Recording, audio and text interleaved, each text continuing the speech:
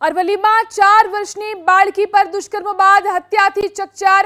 ધનસુરા તાલુકાના એક ગામની અંદર આ ઘટના બની, જ્યાં બાળકીના પિતાના મિત્રએ જ બાળકી સાથે દુષ્કર્મ આચર્યું।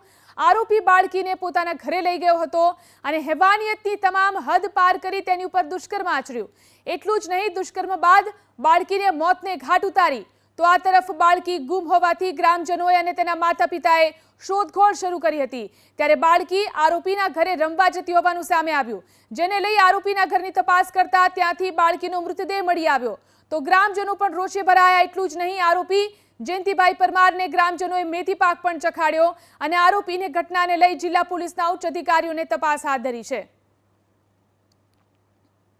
આ દીકરી મરણ ગયેલ હતી અને આ જે દુષ્કર્મ આચરનાર જયંતિભાઈ અળખાભાઈ પરમાર કે જેને એ જ ગામનો હોય તેને તાત્કાલિક ગામના માણસોએ પકડી લીધેલો અને એને પૂછપરછ કરતો એ આ દીકરી એને પોતે ઘરમાં લઈ જઈ અને એના ઉપર દુષ્કર્મ કરેલું છે અને દીકરીને ત્યાં મારી એનું મૃત્યુ નિપજાવી અને પછી એના ઘરની અંદર જ ખાટલાઓની આડસ નીચે એને સંતાડી દીધેલી હતી। જે હકીકત આધારે ગુનો રજીસ્ટર કરવામાં આવેલ છે અને એની આગળની તપાસ લોકલ ક્રાઇમ બ્રાન્ચના પીઆઈ શ્રી ગોહિલ ચલાવી રહેલ છે।